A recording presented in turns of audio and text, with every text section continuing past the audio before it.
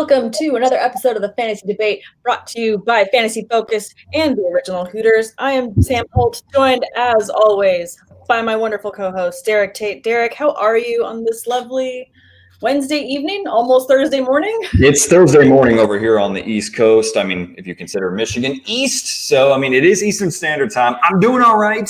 Just off work. Thank you for recording so late with me, even on the Pacific Standard Time. But we got to get the fantasy debate in. We got to give the people what they want. We got to talk a lot of news, COVID related, unfortunately. Yeah, there's been a lot of things. And we've got, a super thrilling game ready for us for Thursday night that I'm sure that we're all just dying to see. So we'll break that down a little bit. Guys, if you're tuning in late night with us, jump in the comments, let us know what you're drinking, what you're doing, and most importantly, if you have any week 4 questions, we would love to get to those, because if you're up this late and you want to talk football, come on, let's answer those questions. Let's get them done. Let's get those lineups set so you can enjoy the weekend. Perfect. We'll talk quickly just about the COVID news. Obviously, multiple players testing positive for the Tennessee Titans. Everything got immediately shut down. I'm sure we all got those notifications, and we've all been catching up with the news on that. Kind of officially, it's a maybe, but the Tennessee-Pittsburgh game for Sunday has been postponed to Monday with a big question mark next to it. Tate, what do you think's going to be, can we even predict what's going to happen next? I don't think so. I'm hoping that we're going to go ahead and get some information about which players tested positive, which ones have been closely exposed, what have you. I mean, we know that there are 8-9 players that tested positive on the Titans roster, and we don't know. They have not divulged that or put anybody officially on the COVID list, not to my knowledge anyway. And we would like to know if someone like Derrick Henry is not going to be available on potentially Monday or Tuesday night. So that is something we're all kind of holding our breath, waiting for more information to leak out. But yeah, I mean, this is going to put a lot of people in a tough pinch. Same thing with some of the banged up players for the Pittsburgh Steelers.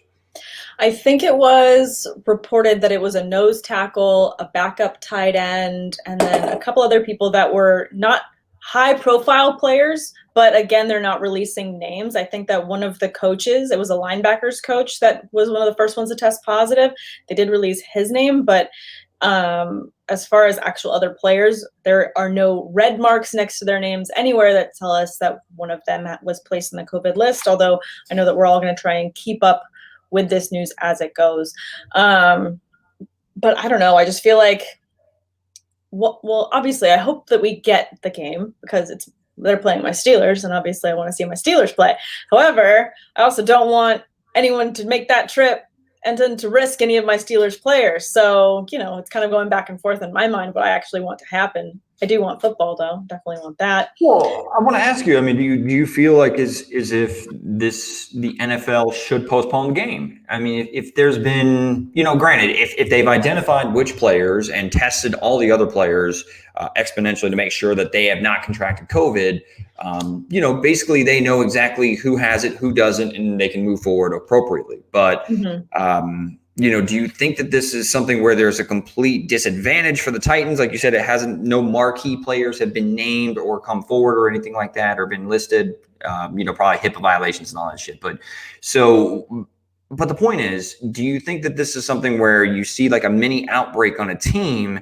Do you think that they should postpone the game for a later date, a different week, shuffle around bye weeks? I don't even know if that's possible, but what do you think would be the best course of action? I definitely think that postponing the game is the right call because obviously there is an incubation period with COVID, and then constant testing is really important. So you just want to make sure that you've contained that small outbreak. And then obviously whatever rules that the players and the coaching staff have with the players to keep everyone, isolated, making sure that they're not also going out and seeing too many people like on outside the facility and all these things. I prefer them to postpone the game. I'm okay with having football on Tuesday. I'm okay with having football on Wednesday. Hell, if it ends up getting shuffled, God forbid that more of this happens and we have to have more games postponed, is it the worst thing to have football every night in the week? Probably not to me. I don't mind it. But I think most importantly to me, and I think a lot of people, is player safety, because if we can keep this as contained as we can, we'll minimize, obviously, the number of times we have to do this throughout the season. And I think it's important to get it right the first time that it happens, and it's happened. So they definitely made the right move in postponing. I think I'm okay with them postponing later too. Obviously, fantasy football wise, I'm sure that we were talking off air, the amazing people that calculate all these points, if they can shuffle those in later, I'm good as long as I get those points later. Yeah, I mean, I'm so glad that I'm in this day and age of fantasy sports rather than the old days where you had to write everything down with a pen and paper and scour like box scores and newspapers and shit like that. Oh, thank you. You know, those were the original like founding fathers, pioneers like Matthew Berry and shit like that used to do that type of stuff. So at least we don't have to do that anymore. But it is a little bit of an inconvenience for you know web developers and stuff of that nature to make these adjustments. Sure. But yeah, ultimately player safety is the most important thing. The one encouraging thing and the one difference between like the National Football League and like Major League Baseball, because Major League Baseball, by the way, Knox is so badly coming up with like, some background noise and wants to say hi. This is ridiculous. I didn't think he would get louder. I think he's bringing. So I unwrapped a package from Amazon, like we all do. And everyone knows I have a cat, Knox. He likes to interrupt our podcast as much as he can. I took the giant piece of paper out and I was like, oh, you can play with that downstairs. I can hear him dragging it up the stairs to bring it to me. This is ridiculous. I'm gonna have to go and take care of that really quick. But if you want to jump on this question really quick while I go and kill him. Yeah, I got it. I got you. Don't worry about it. I got it. So we got Sith Side Slim. What up, man? And joining us at 9:30 a.m. And you got a question for bets for tomorrow's games.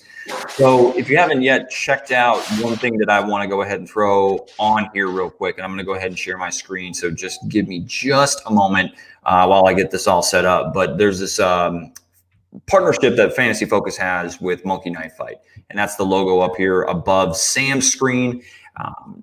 It is primarily a fantasy prop bet website. Welcome back, Sam. I'm sorry. So if you're into over under stuff of that nature for player props, like how many yards you think Sam Darnold's going to throw against the Denver Broncos, if you feel like you have a beat on that, you want to go ahead and check out monkeyknifefight.com. And I want to go ahead and share my screen just to go ahead and kind of go through this with some of my picks for this specific slate. Let me go ahead and there we go. Sam, have you ever played Monkey Knife Fight? I love Monkey Knife Fight, but I have. I need to do it more regularly just because the over-unders are so much fun.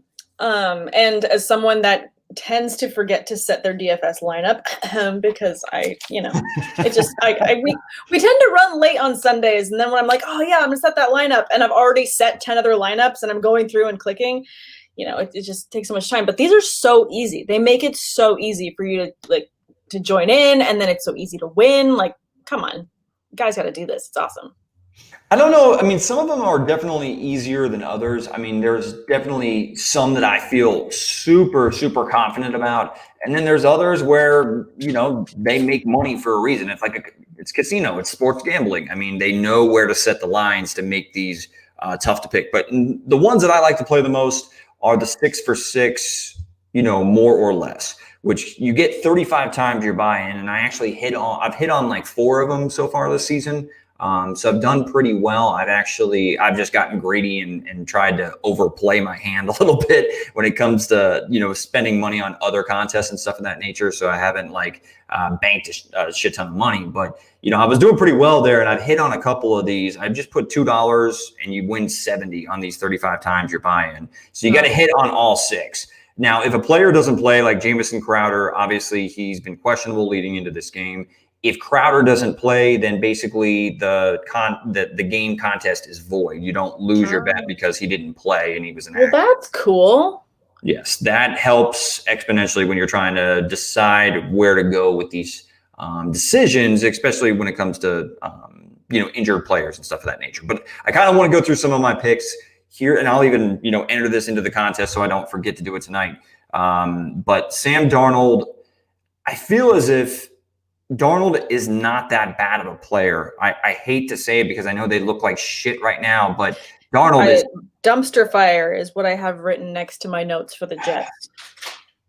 And who does he really have to throw to? I mean, Crowder, popped a big one in week number 1. But outside of that, I mean, obviously he hasn't been active. Braxton Berrios has really been the go-to receiver, which when Braxton Berrios is your go-to guy, you're in deep shit. No disrespect to Berrios, even though I know that sounded really bad. No disrespect, but also, if you're in a very, very deep league and you got sniped and someone took Berrios from you, I mean, that also just shows the number of sharks you're dealing with in your league. So, someone you could pick up for this week, maybe, if you're that desperate. You've got other people that you're not starting. So agreed. What I'm looking at with Sam Darnold, I mean, I know that he hasn't even topped 223 yards passing in a game yet this season. I do actually want to just bring up, though, and don't throw anything at me, that he's actually played 3 pretty tough defenses. I think Indianapolis is much better than people expected for the most part heading into the season. The San Francisco 49ers, when, Bosa and Solomon Thomas both got hurt in that game. And then in week 1, they played Buffalo and just got blitzed. So Darnold, even though he hasn't had, any marquee games, and he's certainly not accumulating a lot of yardage, if he does get Jamison Crowder back, that's a little bit more encouraging, but I'm still going to go with the fact that he hasn't gone for over 223 yet in the entire season. So for that reason, I'm going to go under on him. Brett Rippon making his first start in the NFL, it can work one of 2 ways. We don't know what to expect from Rippon, but neither do his opponents. He's got a little tape against the Tampa Bay Buccaneers. I think that this Jets team is awful. So give me Rippon to actually have a decent day. I think he's still got some talented options, just like Noah Fant. And with no Cortland Sutton for the rest of the year, I still feel very confident that Noah Fant is going to be a big part of the passing game. And I'm definitely taking the more on 65.5 yards rushing for Melvin Gordon in this game. Crowder is really the tricky one that I don't know where to go with because I don't know how healthy he is.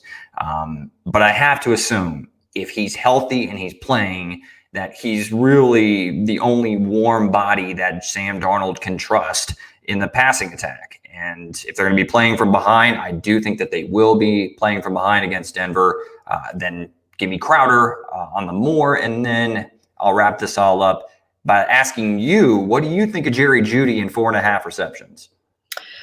4.5 receptions. I think I like that. I mean, against the Jets, again, they do have a few bright spots on defense, but at the same time, I feel like this is going to be a game that it could be high scoring. I don't see it being a very low scoring game. I feel like it's going to be a messy game, and they're just going to have to keep throwing it. So I think that Jeudy, for 4.5, I could see him taking the over on that. About you? Well, I mean, he's caught 4 passes every single game, and he caught 5 against Tampa Bay. So the only tricky thing is, too, I mean, when you're talking about, these pass catchers for the Denver Broncos, I mean, was it an aberration this past week because they were playing from behind the entire game and, with a huge deficit in the second half? Probably. But Noah Fant and Jerry Jeudy are both very, very much so kind of the focal points of this passing game. But, I'm going to take the more on Fant, but I'm going to actually take the less on Jerry Jeudy. All right. Not to say that he's not capable, but it's close. No. But I don't feel like both of them are going to catch more than 5 passes in this game. I don't know. I feel like if you're just looking at targets, Fant had 10 in the last game, 5 in the game before, then 6 before that. Jeudy had 9 targets last game, 7 and 8. I feel like those numbers are a bit closer together for me, so I almost like the odds of him going over a tiny bit more just because he is being targeted. So there's a chance. We're saying there's a chance. So you're telling me there's a chance? I'm telling you there's a chance. But we've got a couple more questions here in the chat. Thanks, guys, for tuning in. I know it's a late one, but glad to have you with us. User wants to know, are we starting MT this week? I'm guessing that is Michael Thomas, the one and only. If Michael Thomas is healthy, I'm starting him, Michael. Yeah. I mean, you drafted him in the first round more than likely. So yeah, fire him in there if he's healthy and they activate him. If they feel like he's healthy enough to play, I don't think that the Saints are struggling so much that they still shouldn't be favored to beat the Lions, even without Michael Thomas. But if Michael Thomas is healthy and they don't feel like they're rushing him back and he's proven in practice that he's good to go, then yeah, if he's starting, then I'm starting him. Yeah. He took part in practice today. Yep. So it is promising to see that he did take part in that practice. I think if he had sat out today, I'd be more hesitant and be like, just might as well get him out of your lineup now. But at least he practiced. So that is something. So to me, again, if he's healthy, I'm starting him. There's no chance I'm not starting him as long as he says active. So definitely sliding him in there. Gargaroth, thanks for joining us. HPPR. Half point PPR. Half point PPR. I can read. It's just late at night. Carson or Parker for my last flex spot. Parker, good matchup. Carson, possible injury cloud. Yeah, I don't know that I would even count on Carson. I don't think that he even practiced today. Did you hear anything that he practiced today? I believe he practiced it in somewhat of a limited capacity. Sure. I mean, if the argument here, though, is that if Carson is healthy, of course, you're going to want to go with that running back production or workload. But honestly, I don't know if they're going to rush Carson back. They're playing against the Miami Dolphins, and I know they looked good against the Jags, but it was the Jags. And really, this secondary for the Seattle Seahawks has gotten torched the entire season. It's just the fact that, Russell Wilson has thrown 14 touchdown passes through the first 3 freaking games that, they're happen to be 3-0 because they're just winning shootouts. And the Miami Dolphins, and Devontae Parker has been battling through injuries, and he's still even posted modest production, numbers wise. So if you're telling me that they're going to be playing from behind and Parker is looking like he's healthier as the season is progressing, then I actually would go with Devontae Parker because of the fact that Chris Carson is dealing with an injury. I agree. And like you said, the Seattle defense can be beaten in the air in that way. So I feel like if they're going to be playing from behind because Russ is cooking in the kitchen and they're going to be slinging it, Miami's going to have to sling it as well just to keep up. So I do like playing Parker over Carson, just again with that injury cloud over him. Alex, thanks for joining us. Trade DJ Moore for Saquon in Dynasty. Ooh, that's interesting. That's a tasty one. That's an instant yes for me. Because DJ Moore, even though I think he's an incredibly talented player, we're finding out that it's hard to trust receivers that you don't know or can't count on the quarterback play on a week-to-week basis from time to time.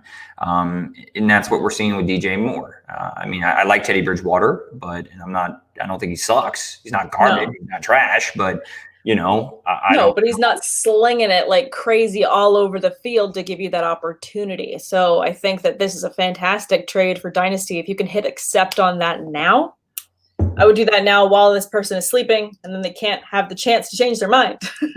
Barkley is he's still a generational talent. I'm not pushing the panic button on him. I know you're looking at basically 2 years where in Dynasty you thought that this dude was like your savior. He was going to be the fantasy pillar to build your team around for the next 5 years or something of that nature. And, it sucks to see a generational talent deal with a devastating knee injury after a year where he struggled with a high ankle sprain. It sucks, but I will go ahead and take the share of Saquon Barkley and figure it out at wide receiver and build around Saquon for years to come. Yeah, I think so too. And with Dynasty again, are you playing to win for this year? Absolutely. When are you not playing to win? Matters, however, yes. However, you are also playing for the future. So I think that this is a fantastic move. If you have DJ Moore, you're also seeing, okay, these numbers are not quite what I was hoping for. So getting someone like Saquon, like you were saying, generational talent next year, the way that these players are recovering from these types of injuries too gives you a lot of confidence. He's so young that he can still have, an amazing career after this. So, fingers crossed, make the trade, hit accept, get him on your team. Love that. Once upon a time, Adrian Peterson got hurt and ran for 2,000 yards the next season. Saquon is that type of freaky guy. There's a guy that can do something like that. It's Saquon Barkley. So I would take the trade, Alex. Yeah. Thanks, guys, for the questions. If you have any other last-minute questions before Thursday Night Football happens, please drop them in the comments. We will answer them tonight. We just appreciate you guys joining us so late. Nothing more fun than staying up late and talking football with your friends. So just drop a comment in there and we will get to it. Let's talk a little bit more injuries. Obviously, we have still so many to go through, and we'll just touch on a couple more. But let's talk about Chris Godwin and the Bucks. Chris Godwin is likely going to be out until week 6 with a hamstring injury.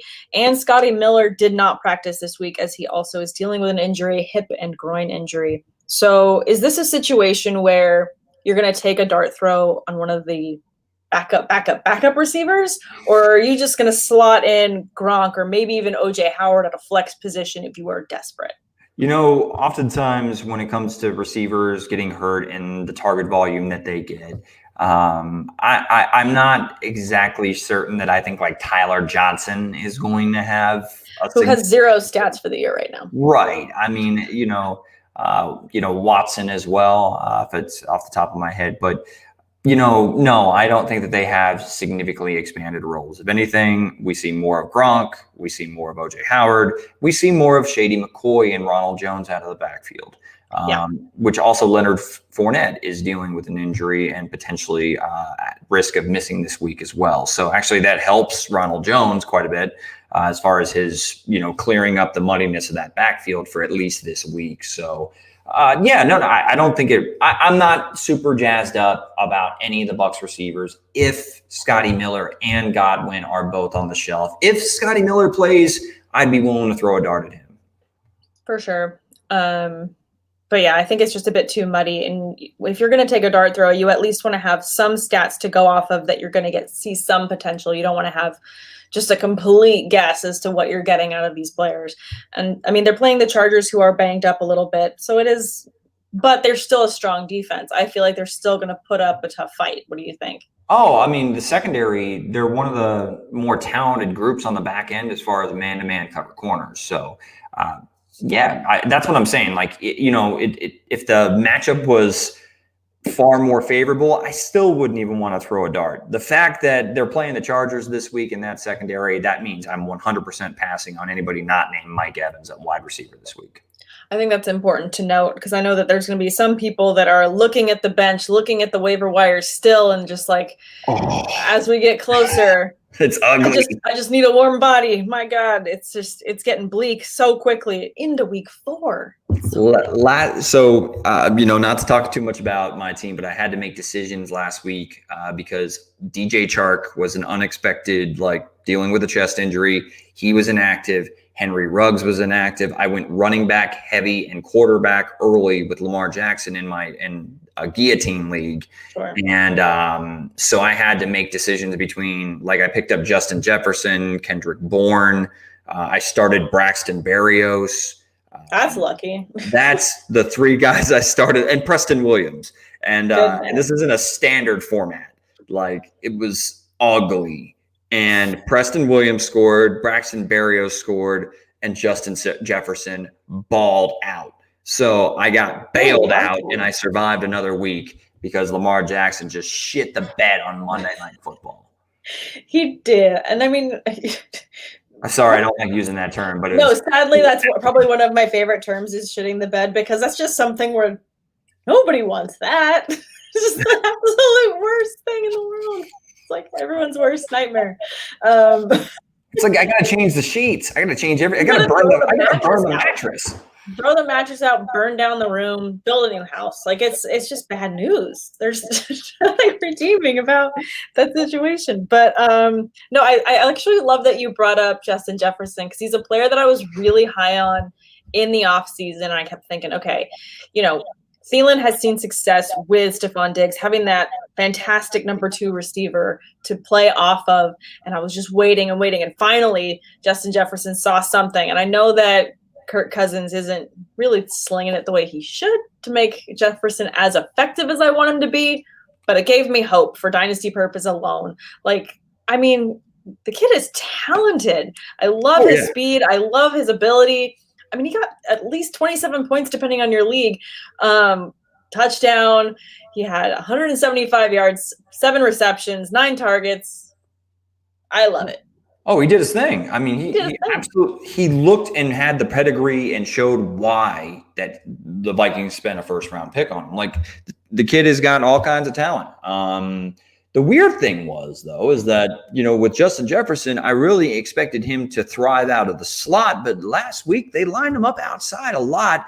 And the dude was super effective. Like it just shows that he's not just a one-trick pony slot machine type player. Like he can flex outside.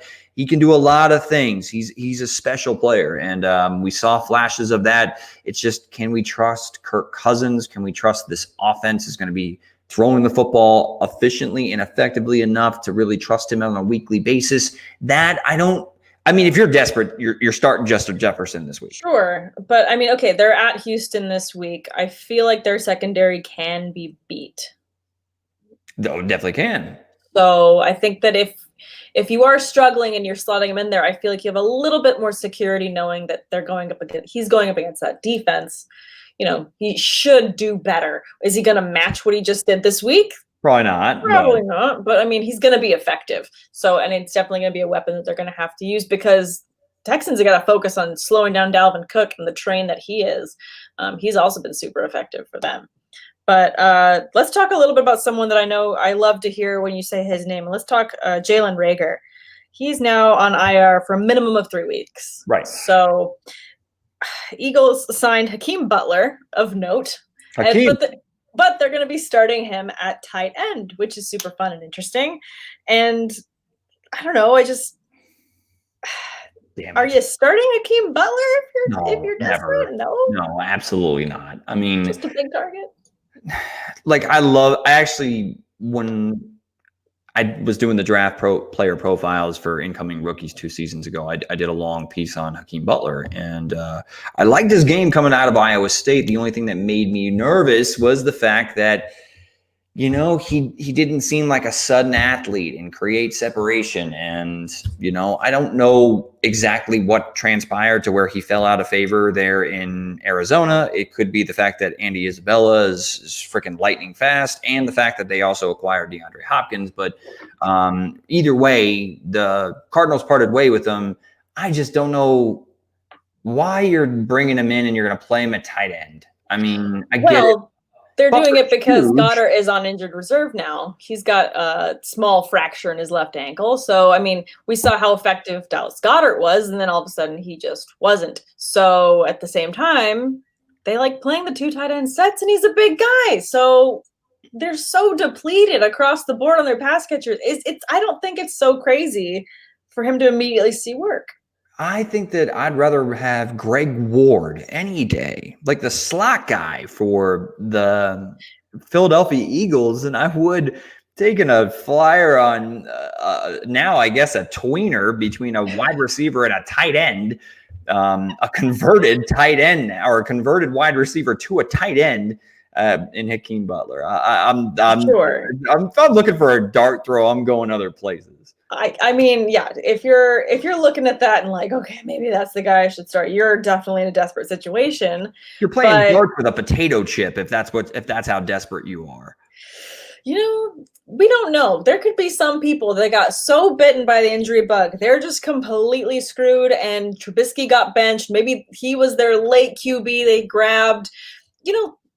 There could be bad things. It's 2020. There's crazier things happening than your entire team getting decimated. A lot of craziness going on right now. I agree with that. So, I mean, hopefully not. No, I'm not going to be talked into Hakeem Butler. No.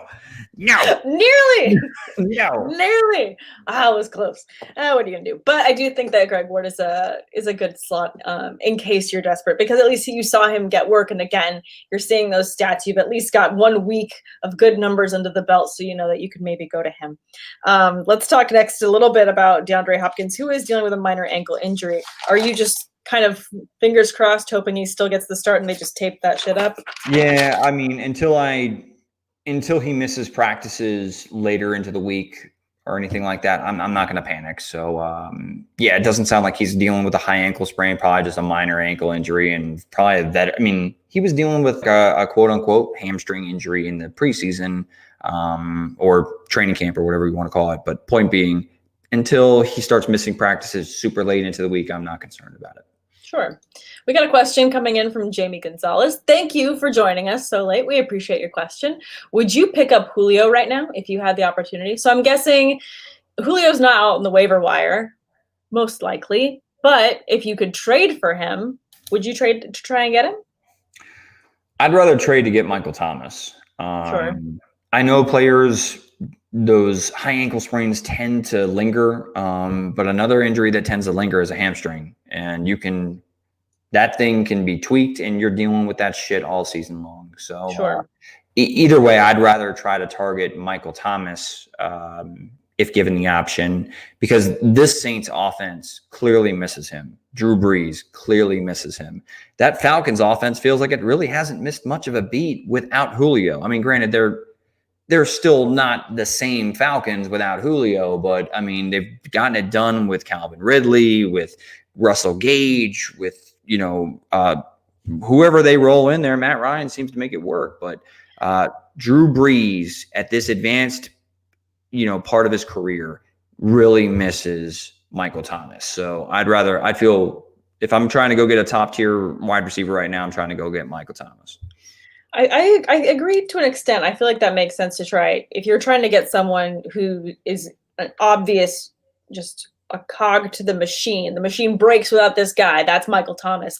I agree completely on that. However, I feel like with Julio, you could probably get him for a low price because of that injury and because Ridley's doing so well. So I think you might not have to pay top dollar for Julio right now. You could talk someone into letting him go for less than what he's actually worth.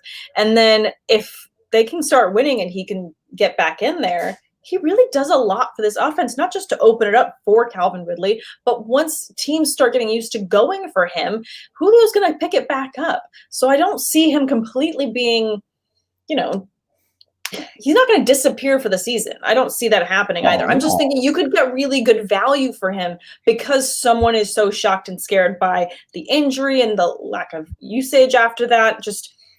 I think you could get him really cheap. So for on the cheap, if you can get him, I think it's worth it. Yeah, of course, this is all, apples to oranges compared on whatever the roster is. It's apples to wide receivers. It's very different. Yeah, I mean, well, of course. I mean, if the price is right, then of course, go get Julio. I feel like they'll both be fine when they get back into the lineup. If you're asking me which one I'm more concerned about, I'm more concerned about a hamstring injury for a wide receiver than I am an ankle injury. They're both not ideal, but Michael Thomas has already missed 2 weeks of football. I feel like he's closer to being ready than Julio Jones. Yeah, I know. I get that for sure. We got another one from CC Killian 2K. Thanks for joining us. Really appreciate it. He's asking, should I trade CMC and Devin Singletary for Jonathan Taylor and David Montgomery? It's standard scoring and he is 1 and 2. Oh man. I mean, if you're 1 and 2, and I'm guessing this isn't Dynasty, because if it was Dynasty, I would say never get rid of CMC and just deal with the bad season. Because obviously he is, generational talent and he's someone in Dynasty you just don't want to get rid of. But Jonathan Taylor and David Montgomery, I mean, I feel like Montgomery's going to see better days ahead continued as Foles is going to be the new quarterback. So he's definitely taking an uptick with the better quarterback play. Jonathan Taylor's looking amazing, has a great line. And he's in a 10-team redraft. Oh, if it's redraft, then yeah, you can definitely afford to get rid of CMC. Well, it's also you want to bring up the question. Devin Singletary right now, who is the one healthy option for who he has. Sure. Zach Moss didn't play last week, and when Zach Moss plays, he significantly dips into Singletary's snaps, his touches, so on and so forth. No matter my personal feelings on Devin Singletary, and I think he is a baller. But guess what? He's got to compete with people. And David Montgomery just saw the one guy that he lost a shit ton of passing work to. He's out for the year in Tariq Cohen. And same thing with Jonathan Taylor. I mean, he's going to be competing with Nyheim Hines, but he is the bell cow back there in Indianapolis behind a great offensive line. And right now, CMC is on the shelf. You're 1 and 2.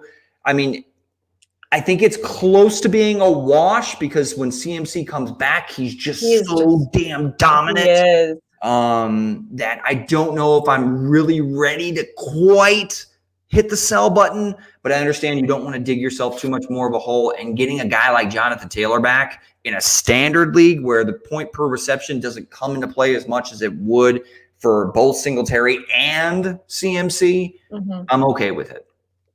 For sure. So he's also saying, I also have Miles Sanders and James Robinson. Okay, so he's got some pieces to hold him over for the most part, which is helpful. CMC has a bye week in the playoffs. I definitely see you're weighing out a lot of options. I'm kind of thinking it might benefit him to get rid of CMC right now, just because obviously you're playing to win right now, but you're going to have to wait so long. His injury is tentative. I mean, I think it was at best he would be out 4 to 6 weeks.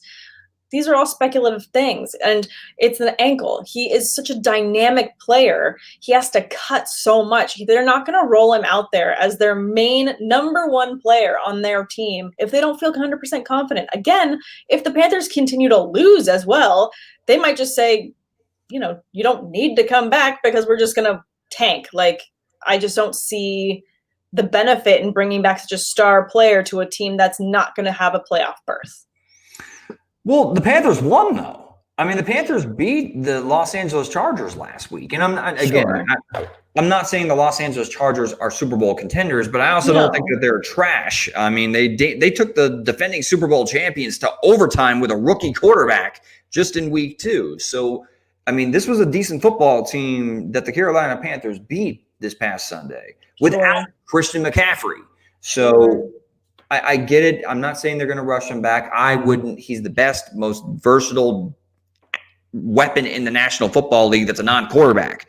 So I understand they're probably going to play cautiously with him, but also McCaffrey is somebody that is a competitor and wants to get back on the football field, similar to Saquon Barkley. They said, hey, you're going to be on the shelf for 4 to 8 weeks, and Saquon Barkley's, chomping at the bit to get back on the football field prior to that timetable. That's just the way that they're built. They are, but just be cautious with getting rid of CMC because once you trade him, you're not getting him back. And once he's starting, you're going to probably be like, shit, what did I do that for? Why? Yeah, it's going to be upsetting. I agree. He's saying this is a hard decision. I get it. You can see us. We're trying to unpack this for you because this is a tough decision, but that's a really good option that you have on the table. To his point, though, he is bringing up when Saquon did come back last year, he wasn't the same. So if you're not going to get CMC at 110% of what he is the lesser CMC equivalent to these other guys? I get where your point is, and that is very, very, very valid. So again, I see both sides of the coin. Like I see it. I get it. I think it's more so what your gut tells you. What does your gut tell you? And can you ask for one more piece in this trade? Taylor's healthy, and Montgomery's situation just got better. Yeah. So if you're selling high on Devin Singletary, who, had a breakout week without the likes of Zach Moss even playing, and CMC's on the shelf for another at least 2 weeks, then yeah, I'm okay with pulling the trigger. I do want to make sure that we get to Gorgoroth, who said half-point PBR dynasty. He acquired J.K. Dobbins today, and he has the opportunity to flip for a win now piece. Do you keep or do you flip? I guess it kind of depends on what the flip for a win now piece is, but I would rather hold on to Dobbins.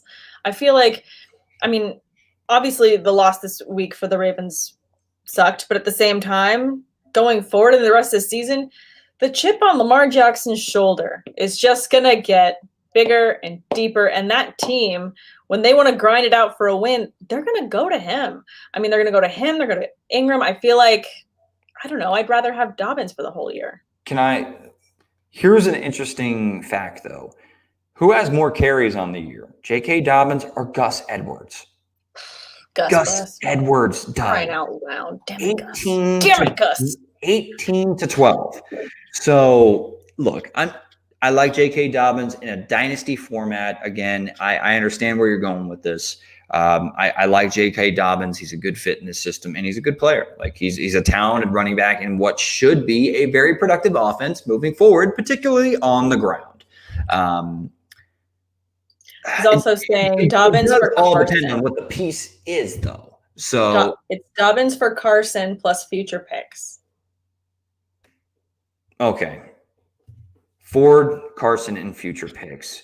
The thing is, you're trading for a hurt commodity, though, right now. I mean, like, if Carson was healthy, then I would probably say, yeah, hell yeah. Because, look, this is a committee right now, Sam. This is like, you know this. I mean, when it comes to this Ravens rushing attack, it's a committee. It's a committee that you're also dealing with the quarterback as one of the running backs. Right. I mean, and the thing is like right now you're rolling a four-headed dice with who's going to score on a weekly basis in this rushing attack. Is it Lamar? Is it Ingram? Is it Edwards? Is it Dobbins? Yeah. And Dobbins looked great in week 1, but he's just not had that many opportunities in the subsequent weeks. So for this year, I would definitely want to get rid of him, but it's like, again, it's dynasty, which does leave it up to, okay, is it really worth trading him for Carson and future picks? Right now, I wouldn't pull the trigger on it, though, because if Carson's not 100% healthy, then I don't want to trade for a hurt running back and picks on a team or with an asset on a team run heavy like the Baltimore Ravens and a talented running back. Sure. Yeah. No, I get that. Let's get to this one for Kyler Aguirre really quick.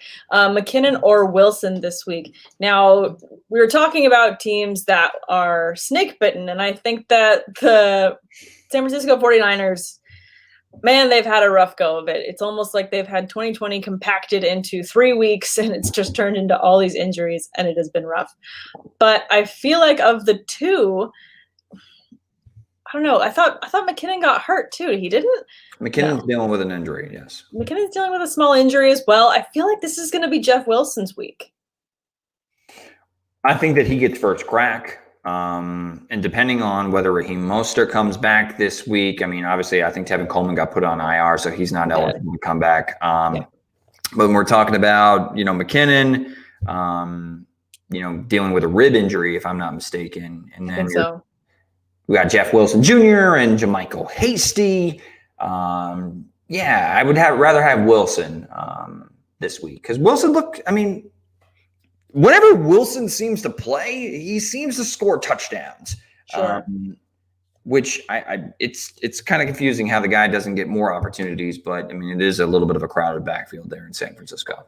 It is. The good news is you have a couple days and a couple more practices to see him McKinnon go through. He did practice today in full, and it was his ribs that he got dinged up on. So if he practices the rest of the week, then I would slot him in. But at the same time, if there's any setbacks, I wouldn't have any hesitation playing Wilson. He clearly was the next man up and handled the job just fine after he went out. So I think that Wilson would be my guy if I had to pick as well. And then he also wants to know about Kittle. Kittle, I think, also got the practice this week. I think he had a partial practice today. I'm double checking now. No, he was a full participant. No, he was a full participant today in today's practice. If he's practicing, you're starting him. This guy is one of the toughest guys in the NFL, and I think he's played through so many other injuries. If he's practicing, you're playing him. I'm surprised they were able to hold him out for 2 weeks. I think that they had to hire bouncers to hold him on the sidelines. You can't play today. You can't. They had to probably hide his helmet and his jersey and be like, no, you can't play today. And he's just like, I want to play. Like, he's seriously someone who will continue to play as long as he gets past those guys and he can get on he's playing. He's kind of, you definitely couldn't hold him back like the teammates of a basketball sideline do when they're somebody does something sick on the court and everybody's kind of fake holding each other back. Like, oh, don't touch me. Like, no, don't let me get on the court. No, he would stiff arm people to get back on the, he would train track people just to get back on the football field. Oh, absolutely. I mean, there's no stopping this guy.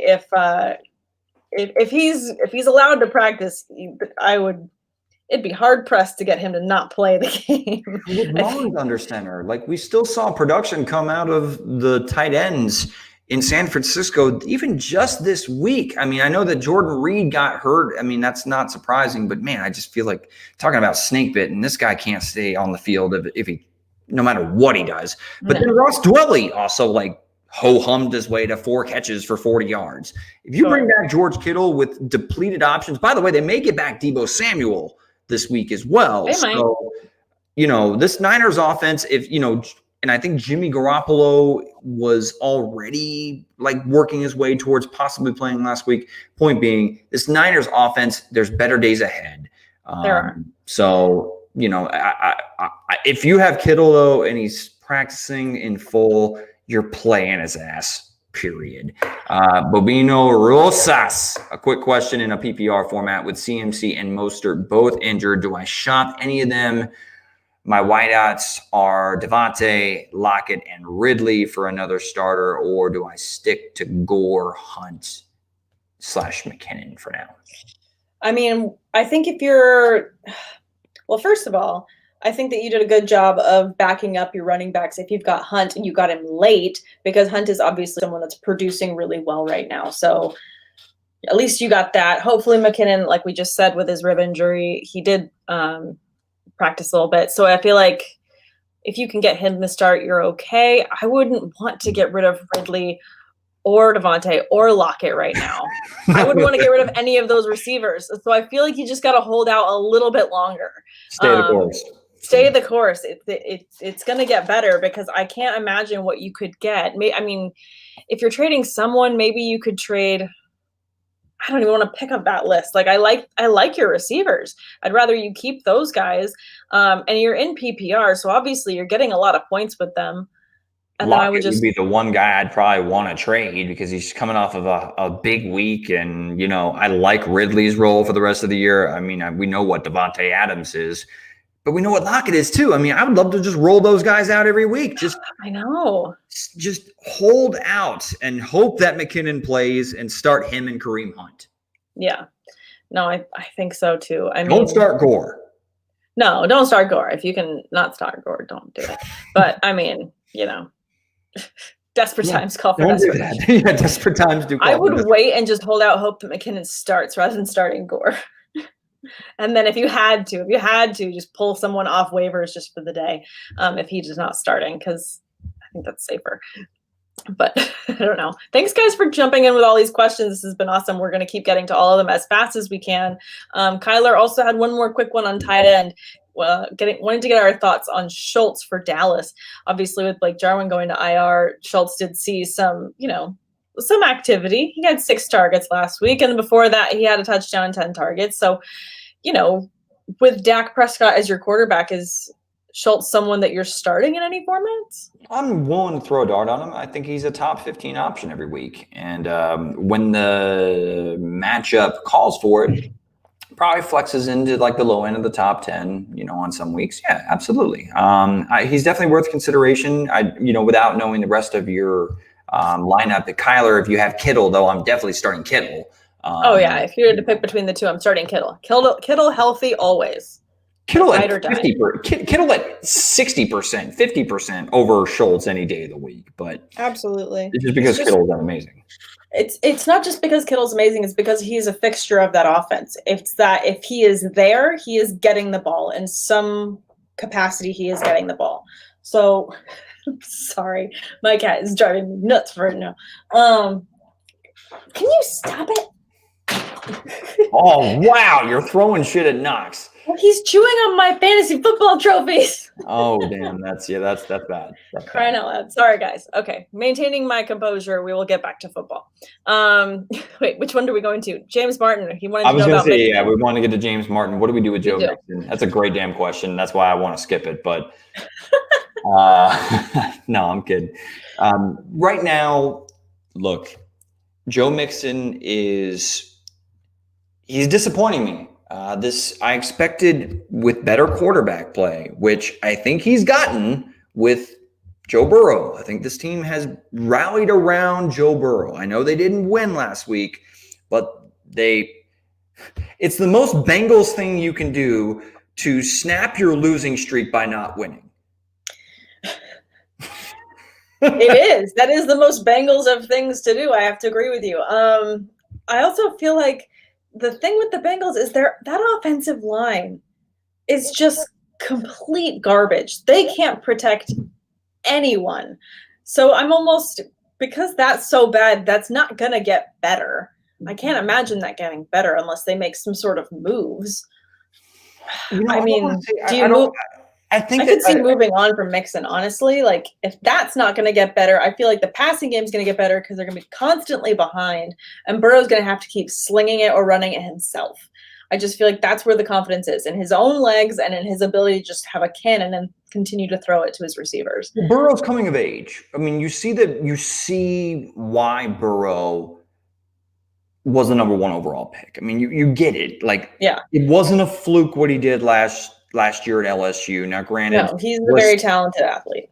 Very talented athlete, but it's also between the ears. The dude knows to get rid of the football. Like, he can sense and feel pressure. He can extend plays. He can do it all. Like, I love what I've seen from Joe Burrow, even though they're 0-2-1. Like, I think that they had a chance to win both of those games that they lost in weeks 1 and week 2, and they definitely had a chance in week 3. So, point being, better days are ahead for this Bengals team.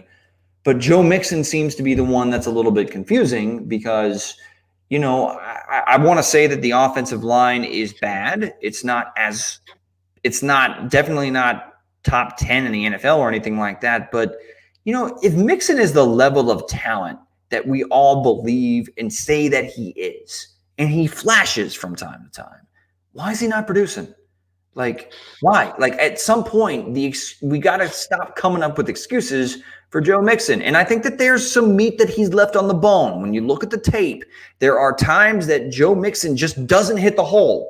And that's because that's his running style. Like, he's kind of a patient, a la Lev Bell, likes to kind of, wait and then pick his spots. But, at some point, man, like, if that shit ain't working, you got to at times just be aggressive, use your body and your physical assets to be able to go ahead and grind out 3, 4, 5 yard gains, move the chains, keep yourself ahead of the sticks and shit like that. I don't see that from Joe Mixon.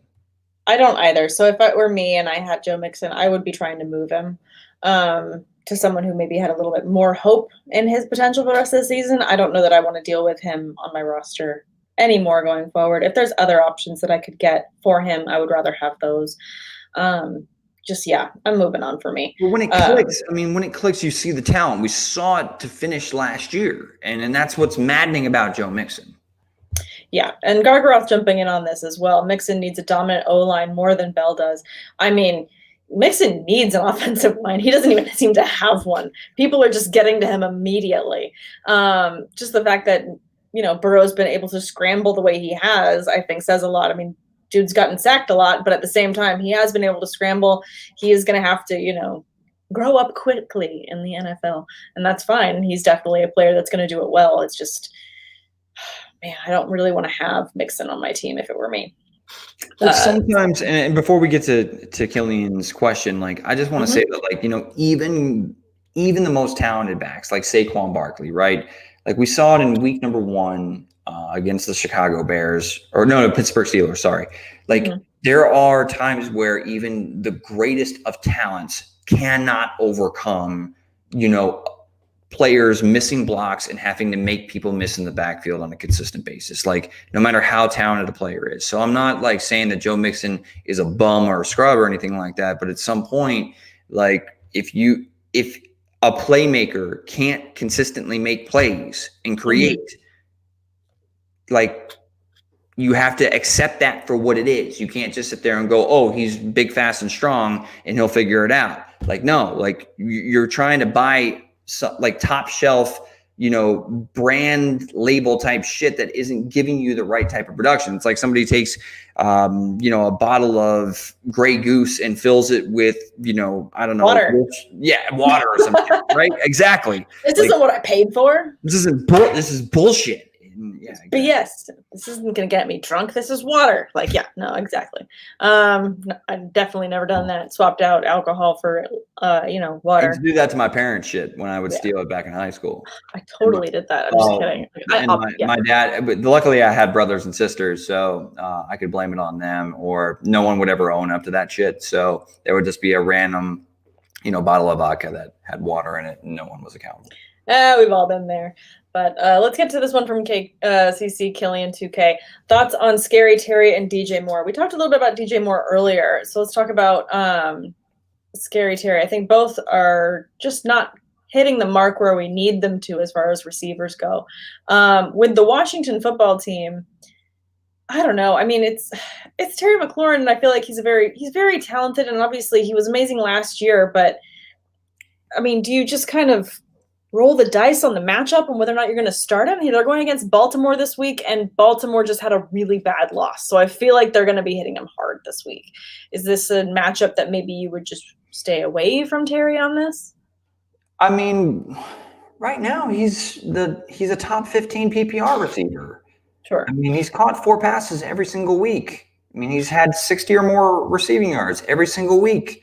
I mean, I get that the Washington football team it's not sexy what they're doing there, and Dwayne Haskins really needs to play better and more consistent. But are you not entertained? I mean, I'm still okay with. I mean, I'm okay with what I've seen from Terry McLaurin so far this year. Sure. I think that it's just not the sexiest numbers, and it's just not clicking the way that I think we want him to. Maybe where you drafted him, maybe you drafted him a little bit higher, and you want more. We all want more, but I feel like he's still a good asset. I feel like he's someone that's still going to produce by the end of the season. He's still going to, wind up a top 20, top 15 receiver, maybe, depending on the how it shakes out. But I feel like he's still a good asset. So, 100%. And I'm just more disappointed with what the production that I've gotten from DJ Moore. I think they're similar players, to be honest with you. I think they're both super talented, super explosive players that if you put them with a better quarterback, then you probably would see exponentially better production. But they're both high volume players on kind of below average teams that end up playing from behind and throwing the football a lot. And I just think that the only thing that DJ Moore kind of suffers from is, when we saw it kind of rear its ugly head in week number 3, is that there are some other more competent options there surrounding him than there are in Washington, which means McLaurin's going to continue to see healthy target volume all year long. Yeah, I think so. So I would hold, if I had to pick, then I would hold tight to McLaurin and maybe try to trade DJ Moore. Maybe. Just maybe. See what I could get. I just don't say Scary Terry. That's Scary Terry Rozier. That's his nickname. I don't just, another guy named Terry. I'm not just going to copy and paste his nickname. I don't do that. No, isn't he F1 for F1 McLaurin? That's F1 McLaurin. You can do that. Or I say the touchdown scoring Terry McLaurin when he scores. See, I like that one. That one sounds nicer. James Martin wants to know, should I trade Robinson while he's high? I think it depends on the other running backs. But if you can get a lot for him from a desperate person that is missing out on Saquon or missing out on CMC, it's market value. People are hungry for the running back position. People want to fill in. People want to get wins. So if you could trade him for something amazing, I would do it. But this, again, depends on your running back situation. If you got Robinson, you probably got him on waivers, or it was very, very late dart throw, running back at the end of your draft. If anything, I would hold on to him just for the amazing value you got for him. You're getting a starter's workload as far as total touches go on a weekly basis so far through the first 3 weeks. Mm-hmm. And who is trading away significant assets? I mean, if somebody's willing to bite, then yes, then trade Robinson for a stud. But more than likely, I don't think anybody is completely sold that James Robinson is going to be a breakout fantasy player. I think that, we're going to see some good weeks and some bad weeks, similar to what we did with Leonard Fournette last year. It's just, it was one of those big weeks that he had last week against the Dolphins. So if you can get something for him, something really, really, really enticing, but otherwise, you got yourself like a decent, like low end running back too that will pop and get you a top 10 week every now and then. I think that I like to hold. And he's got a really good schedule going forward. So they've got Cincinnati, they've got Houston, Detroit, and then a bye. The Chargers after that, which is I think the only one that really scares you coming up next. Then Houston again, Green Bay, Pittsburgh scares you a little bit. But I think overall it's a pretty friendly schedule. I feel like you're going to benefit a lot. So if you, again, I would trade him if, you've got other running back options that are really strong and you don't have to worry about it. Because you can sell him for high because of the amazing schedule that he's got coming up. So personally, I would rather hold on to him because running backs are, the way the injuries are going this year, you don't know what you're going to get week to week. Right. So you don't want to trade him away and then realize, shit, I just lost 2 running backs this week. That would really suck. So I feel like maybe hold on to him a little bit more. You've gotten gold. You struck gold with him. So I would hold on to him for sure. Gargaroth wants to know, will Wentz come good this season? Become good? God, I hope so. I hope he throws it together, but it's not looking good. He's playing at a really low level right now, and he's not playing very good. No, he's not. He's slumping. It's like a hitter that is capable of hitting 300 in baseball, and they're just going through a mad slump. Like there's something where it's not clicking. He's not making decisions that we're used to and accustomed to. I haven't watched every Philadelphia snap over the last 3 seasons, but certainly when you gave Wentz this contract, you expected a hell of a lot more consistent production than what you're getting from him this year. So I'm treating him as like a fringe top 15 quarterback until proven otherwise. I mean, I feel like with the schedule coming up, San Francisco, Pittsburgh, Baltimore, and then you get the Giants in week 7, that's maybe a week that you could maybe start him and feel a little bit more confident. If you've got other options, I feel like you could bench him for a bit and just see if the production picks up later. But that is a rough schedule going forward. So to me, if you have another option, I would maybe bench him for a couple weeks and then play him. The Giants game, I mean, you got to play it. You got to start anyone that's playing against Giants right now. He's a streaming quarterback right now. Absolutely. But that's where he's fallen. He's fallen out of favor. He's fallen from grace. Sorry, Carson. It's nothing personal. We just want to win our games. That's all it is. Really nothing personal. Dakota Granger says, Browns, baby. I don't really feel good reading that as a Steelers fan. But I appreciate, the fact that he says he has a Browns 2019-2020 Super Bowl champs tattoo. Appreciate the dedication there, but, You do you. You do you. That's one where you probably made a decision to get married way too quick and didn't work out. So I mean, I do admire. That level of commitment, though. See, because I'm single and I have no tattoos, so that tells you I have commitment issues, right? We're all different people. We're all different. Did we get to this one for Bobina Rosas? Did we get to this one? No, I don't think we have. All right. Also, being a homer, I do have Joe Burrow at quarterback. Do you see continuing to play like him at the moment?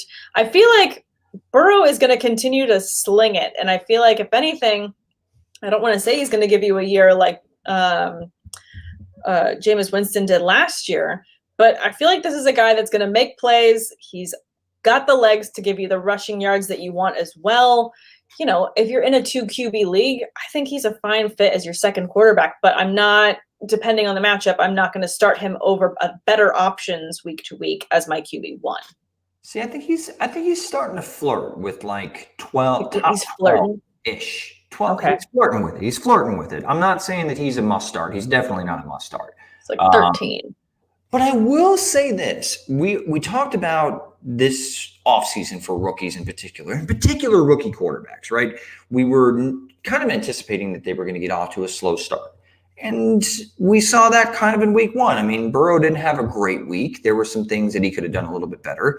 But I feel like he's gotten a little bit better, seen improvement. I'm not saying that he's pitched a perfect game quite yet, like he did back at LSU last season, but I feel like it's coming. It's on the horizon. And the writing is on the wall that this kid is they didn't miss there in Cincy by taking Joe Burrow. Mm-hmm. And they've got a lot of, and right now with Joe Mixon not running the ball very effectively, they're going to have to throw the ball to stay competitive. And Burrow is up to the task, and he's got the requisite weapons around him to be able to put up some gaudy fantasy numbers and some great performances from time to time. Not only that, but when they get in close, Burrow's going to run it in himself. He can. So He's he capable. can. He's shown that he could. So I feel like there's just a lot of good things that have potential to continue to get better as the season goes. And like we said, they're going to have to be playing from behind a lot, unfortunately, for many reasons, but I feel like Burrow is a bright spot on that team. He is the bright spot. He's the guiding light that could get them any kind of a win, hopefully more than just a tie. But if you've got him, I think it's a great dynasty stash to have him. I don't know. I do like him. I was really excited about him getting into the season, into the NFL. And as a Steelers fan, of course, I don't like rooting for anyone that's not my Steelers, but especially if they're a Bengal. Hell, 2 QB leagues, I'm already starting him in one dynasty. Oh, for sure. 2 QB leagues, absolutely. 110% starting him. But, just everyone's league is different. CC Killian, do you think Antonio Gibson could blow up? Same with Deontay Johnson. I don't know about Gibson, but Deontay Johnson is in the concussion protocol for this week. But Deontay Johnson, of the two, to me, is the one that could have the biggest season between the two. So I love not a homer pick at all. Yeah, not at all. But no, totally unbiased. To make sure that I'm not going too far or anything like that, let me just check myself at the door that I'm very high on Deontay Johnson, even though it's unfortunate that I started him in 2 leagues and he got 1 touch for 9 yards, knocked out of the game. Hope he's okay with a concussion. And by the way, I'm not starting him this week, so I'm staying away from Deontay Johnson. But Antonio Gibson, can you tell me what has you concerned? Like, again, the question was him versus Deontay, and I still like Deontay more than him as far as being a breakout candidate. Whereas I think we're going to see some peaks and valleys with Antonio Gibson because of the team that he's on. But he's gotten more efficient every week with his carries. Like his yards per carry has gone up every week. Started at 4 to 4.2, then 5+. And he scored a touchdown each of the last 2 weeks. Sure. Gibson has some pop. Like even though he's on a bad team, he's a good prospect and he's getting touches. What's not to like? He is a good prospect, but like you just said, it's the team that he's on, and I feel like there is a ceiling for him being in that team. And I feel like if you're looking at one player to blow up for the year, it's got to be Deontay Johnson over Gibson. I mean, if the growth every week, and I do see it, I'm looking at the stats with you, I do like to see the progression. This is trending upwards, but it is a slow trend upwards right now versus it could be more. So if there was a couple bigger plays in here, maybe I would be like, yeah, he could totally blow up because this offense is ripe for the picking on taking the lead in. Like this, I feel like the Washington football team is waiting to be sculpted into something amazing. Like it has potential, but it's got so much work it needs to do on other ends. I just feel like, to me, it's the team that's holding him back.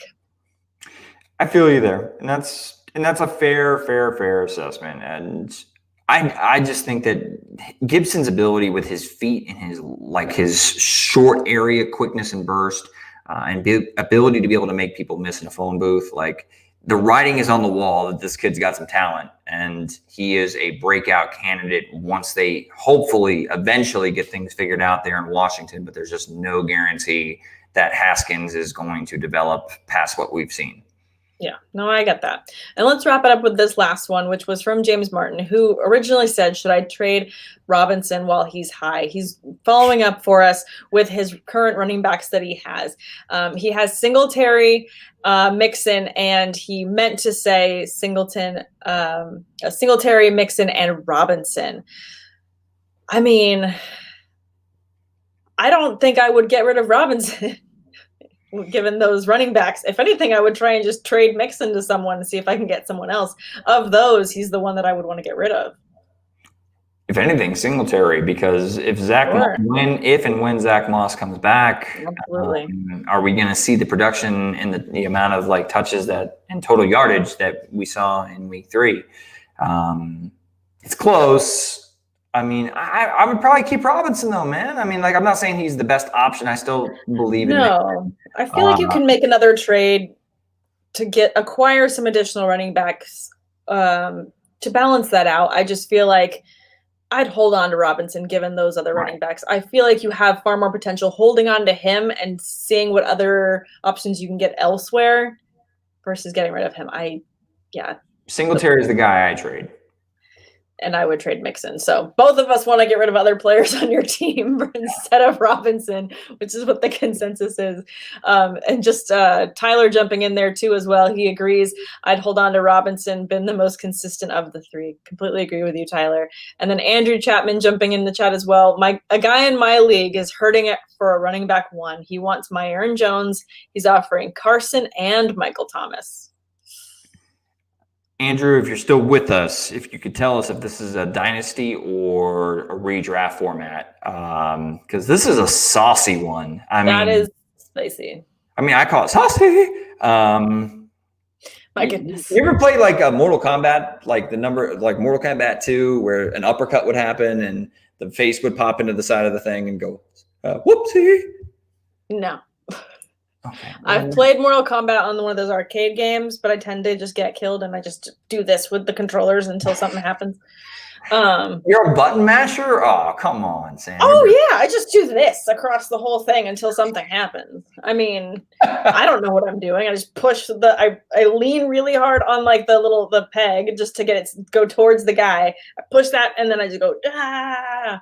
Oh, come on. I mean, shit, I thought you'd be up to speed with some of the like references from Mortal Kombat. It's okay. Tyler's here. He knows what you're talking about. I appreciate that, Tyler. I always got Andrew is jumping in here and saying it is redraft. Okay.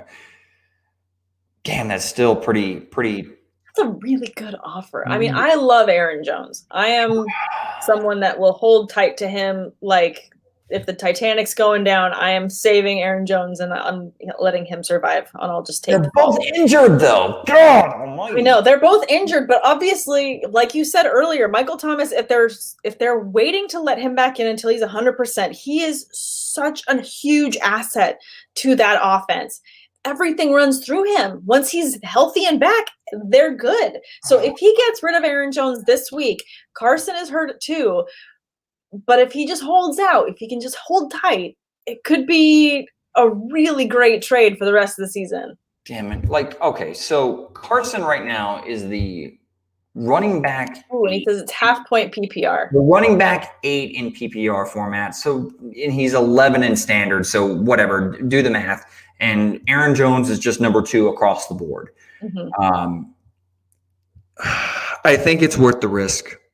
I really do. That Seattle offense is so good this year with Russell Wilson just cooking the way that he is right now. Yeah. And I mean, what your consolation, like, ability to make sure it's even tilt is Michael freaking Thomas. Like, I think I do have to, like, at that price, even though they're both nicked up, I don't think either of their injuries are serious enough to where it's going to tank their value for the rest of the year. I would want to know what your other running backs are, though, just because if you got Aaron Jones, the way that he was falling in a lot of drafts, you probably got him in the second round. So if you went heavy at running back, that means you've got someone else that's, locked and loaded as another running back one. This could just be such a tasty offer to take. I know, Andrew. This is a heater, dude. I mean, I don't blame you for needing a second opinion on this shit. Never leave the table when you're on a heater. Have you ever done that? No, but that's a quote from The Hangover. No, I know it's a quote from The Hangover, and funny. Oh, he has Josh Jacobs. Just make the trade. Yes, do it. Oh, well, yeah, dude. Do it. Also, we're similar people because I also have Aaron Jones and Josh Jacobs in a league, and I love them. I will never let go of them, but I will never get an offer like this in that league, so I would take this offer. The guys in my league would never offer me that for Aaron Jones. So as much as yes, by the way, yes, take the offer. I would. I think at that point, that's where I would actually pull the trigger. So that's fine. You got Josh Jacobs. You're good to go, man. You can make do even if Carson doesn't play this week, whatever. Like, you get Michael Thomas and a top 15 running back, you're set. You're set. But half-point PPR. I mean, I wanted to add like I think that advice to never leave the table while you're at a heater, it should be taken with a grain of salt. I did walk, I stayed at a table the one trip I went to Vegas, right? And I did win, I think it was like $900 or something like that, somewhere between 700 and 1,000 ish. But the problem was I got tanked. I got hammered. I was at the because if you never leave the table, they're just going to keep bringing you drinks. That's how I was at the blackjack table. It's science. So I didn't leave because we were on a heater, and we were the group I was with, we were all going to go out to this Vegas club, and they're like, dude, we got to go. I'm like, dude, I'm winning right now though. I can't leave. The problem was I lost track of time completely. I was at the table from 11 a.m. in the morning until 7:30 at night. I barely moved my ass to either get up, get a drink, or get food. And I only got food once. So I was at the table for 8 hours, drinking the entire time. I went to this club blacked out, and it was not pretty. So I want to just go ahead and warn everybody that, yes, you don't walk away from the table when you're on a heater, but at what cost? At what cost? Oh, I'm prefacing it with. So at what cost? All right, let's just get to see, Tyler's laughing with you or at you. That's how they get you. And then he also wants to know, how were you conscious? I wasn't. I was on autopilot, and somehow autopilot Derek is capable of playing blackjack and not losing money, but not having a very good conversation with any other human being that makes any sort of logical sense. All right, let's get to these last two questions, and then we'll sign off because I do have to get to bed. Gotta go to work. You gotta get to bed. It's 2:30 in the morning here on in the Eastern Standard Time. Yeah, but you're a night owl. You're always awake. Oh. All right, this one really quick. Marvin Jones for Antonio Gibson. Like it? Not like it? Yeah, I'm okay with that. Hell yeah. For Antonio Gibson, I'm getting him back. Yes, 100%. I mean, again, nothing against Marvin Jones. I just like that the arrow is pointing in the right direction for Antonio Gibson for the rest of the year. I did say that it was a slow, steep up, but it is going up. So I think I would agree with that, and I would go with him as well. James Martin wants to clarify on the earlier question that he had, which was if he should sell high on Robinson. So he's giving us a few more pieces to this puzzle. Okay, so I have wide receivers, Keenan Allen, Cooper, Diggs, and Edelman. Hopefully I can trade one of them for a running back. Also, I got offered Melvin Gordon for Joe Mixon. Bad deal? I would take Melvin Gordon over Joe Mixon right now. Well, right Straight now, up. Phillip Lindsay. I mean, when Phillip Lindsay comes back, and we don't know when we're going to see Drew Lock, and do we even know what we have in Drew Lock?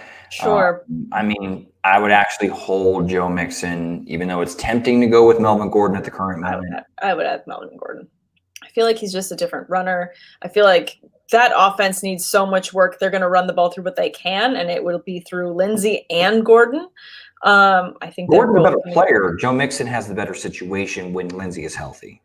I get that. I just feel like you got to go with the better player there. Clearly, Mixon is just lacking. Lackluster. Not shiny. He's dull. So if you can – I mean, obviously you're dealing with a lot of different trades and a lot of different options. I would first shop your wide receivers and see what you could get. Yeah. So yeah, see what offers you get tomorrow on those guys. Of those receivers, who would you feel most comfortable getting rid of? I feel like you could sell high on Diggs and hold Cooper, who's still going to have value no matter even if CeeDee Lamb continues to take an uptick. I feel like Gallup's the one that's going to kind of go by the wayside there. I mean, we can talk about this more later. I can tell I'm making you mad. But no, you're not making me mad at all. I'm actually, when it comes to these receivers, they're all interesting because you can make a case for or against either of them. Right? Sure. It's a mixed bag. Keenan Allen, I actually feel very good about if Justin Herbert stays the starter the rest of the year. Mm-hmm. I feel like you could sell high on Keenan Allen and probably get someone really good because he's got such potential. Or I would rather have Keenan Allen. I'd hold him. Yeah. If we're talking about Amari Cooper and not Cooper Kupp, then Amari, he hasn't had a blow-up game, but he also hasn't laid an egg. He's been consistent. And he's got good name value in a good situation. So, sure. Cooper is probably a good person to sell because he's been producing. Yeah. I don't want to get rid of Diggs. Like, no, I don't want to get rid of Diggs either. Josh Allen improved.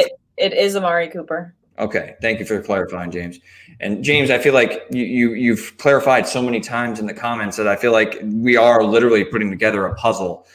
We may just need a damn screenshot or something. I mean, like, if you want to send us a screenshot, and you want to add us on Twitter at DTater4 to get Tate, at Samantha R. Holt for me. Send us a screenshot of your lineup. We will continue to work through this mystery with you, and get you the team that's going to win you the rest of the season, because there's a lot of good parts, there's a lot of potential, but I think you need to do a little bit more window shopping before you pull the trigger on any of these things.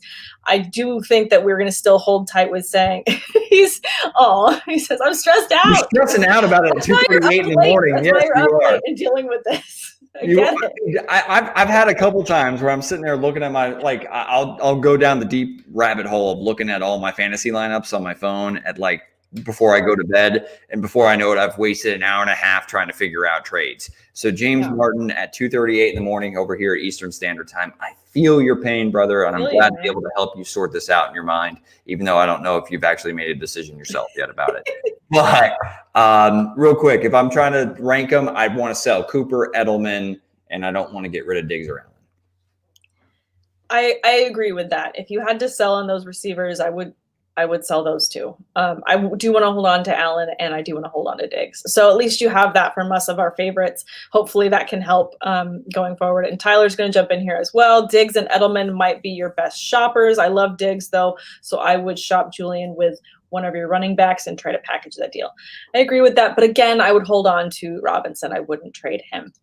And then let's get this last one, and then we will sign off. Last one, guys. This is the last one. Khalees talks. Start 3. Aaron Robinson, Robert Woods, DJ Chark, Michael Gallup, McLaurin, and Moore. I'm going to guess that is DJ Moore. Start 3. Well, A-Rob just got an upgrade at quarterback, so I do love him. I love me my Robert Woods. The other ones, DJ Chark he's not healthy, right? He's not even starting right now. Dealing with a chest issue. And he practiced in a limited capacity so far this week, but for me, I'm gonna fade DJ Chark because of the injury. We don't even know if he's going to be active this week, but even if he is active, I'm fading him. I mean, did you watch Gardner Minshew on Thursday Night Football? I made the mistake of watching. Well, 1, watching, but 2, actually believing in Gardner Minshew. Did you start him over someone else?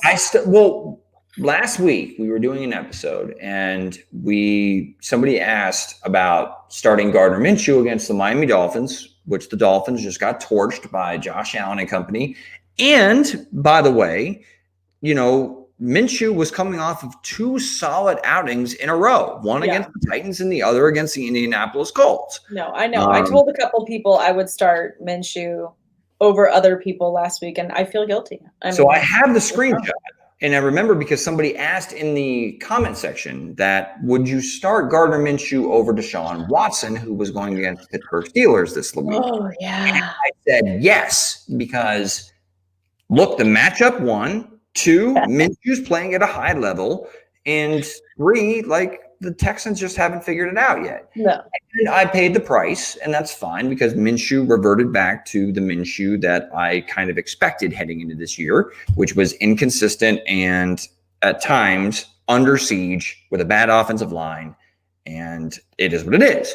But the point being is DJ Chark, if he's not 100% healthy and he's playing with Gardner Minshew, who just coming off a horrible freaking game, like I'm staying away from that situation.